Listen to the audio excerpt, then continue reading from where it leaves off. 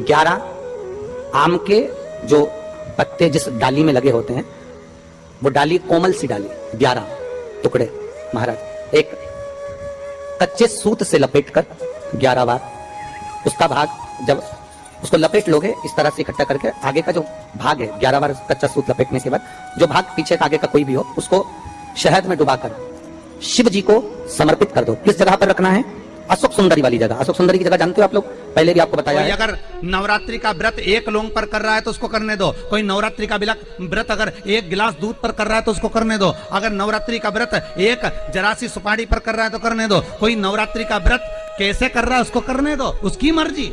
तुम्हारे घर में जैसा व्रत होता है, तुम्हारे घर में जैसा नियम होता है, तुम वैसा करो। किसी को देखा देखी कर उसने 16 सोमवार का व्रत करा, उसने संकट सोमवार का व्रत करा, उसने चतुर्थी का व्रत करा तो मैं भी ऐसा करूंगी, उसने ऐसा करा तो मैं भी ऐसा करूंगी। नहीं नहीं नहीं नहीं। जिनके घर में ज्यादा रोग हो, बीमारी हो, ज्यादा तकलीफें आ रही हो, कष्ट बढ़ रहा हो, बीमारियां बढ़ रही हो, या भय लग रहा हो, डर लग रहा हो, हृदय चित्त में कहीं ना कहीं आपको भय का भान हो रहा हो, तो एक लोटा पानी एक कलश में जल भर कर रख लीजिए और रात भर उसको रखे रहने दो। नवरात्रि चल रहा है, उस कलश को रात भर रखकर सुबह सुबह उस कलश में एक बेलपत्र डालकर उस जल को नीम के पेड़ के नीचे, जहां चैत्री नवरात्रि में नीम के पेड़ के नीचे सारी विद्याएं, आदि शक्तियां, सारी देवी उस नीम के पेड़ के नीचे विराजमान रहती हैं। उस कलश में एक बेलपत्र डालकर रात भर रखकर उस जल को पूरे घर में घुमाकर उस नीम के पेड़ के नीचे समर्पित कर दीजिए महाराज। घर में भय लगना बंद हो जाएगा, कोई बड़ी बीमारी आपको घेरेगी नहीं और उस बीमारी से, उस रोग से आप मुक्त रहेंगे। उस बीमारी से, उस रोग से आप मुक्त पाएंगे,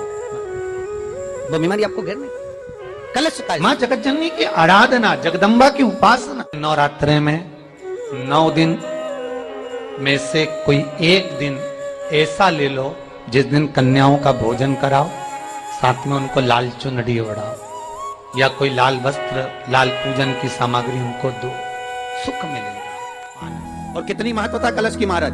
जिनके घर में ज्यादा रोग हो, बीमारी हो, ज्यादा तकलीफें आ रही हो, कष्ट बढ़ रहा हो, बीमारियां बढ़ रही हो, या भय लग रहा हो, डर लग रहा हो, हृदय चित्त में कहीं ना कहीं आपको भय का भान हो रहा हो, तो एक लोटा पानी एक कलश में जल भर कर रख लीजिए और रात भर उसको रखे रहने दो। नवरात्र चल रहा है, उस कलश को रात भर रखकर सुबह सुबह उस कलश में एक बेलपत्र डालकर उस जल को नीम के पेड़ के नीचे, जहां नवरात्रि में नीम के पेड़ के नीचे सारी विद्याएं, आदि शक्तियां, सारी देवी उस नीम के पेड़ के नीचे विराजमान रहती हैं। उस कलश में एक बेलपत्र डालकर रात भर रखकर उस जल को पूरे घर में घुमाकर उस नीम के पेड़ के नीचे समर्पित कर दीजिए महाराज। घर में भय लगना बंद हो जाएगा, कोई बड़ी बीमारी आपको घेरेगी नहीं और उस बीमारी से, उस रोग से आप मुक्त रहेंगे। उस बीमारी से, उस रोग से आप मुक्त पाएंगे, वो बीमारी आपको घेर नहीं। कलश का नवरात्रि में देवी जी की जो बाती लगाई जाती है वो लंबी लगाई जाती है। लंबी बाती का प्रमाण अलग होता है। लंबी बाती क्यों लगाई जाती है?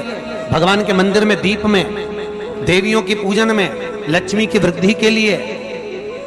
कौन से देवता क्या लंबी बत्ती लगती है और कौन से देवता क्या गोल बत्ती लगती है, उसका भी प्रमाण बना। किसी देवी की पूजन करो तो लंबी बत्ती आती है, कुल देवता की पूजन करो तो लंबी बत्ती आती है। किसी मंदिर में किसी देवता को लगाने जाओ तो गोल बत्ती लगती है, उसका भी प्रमाण है। लंबी बत्ती जहां लगाई है, अगर लक्ष्मी के सामने लगाई है तो लक्ष्मी की लंबाई बढ़ती है, लक्ष्मी की वृद्धि बढ़ती है।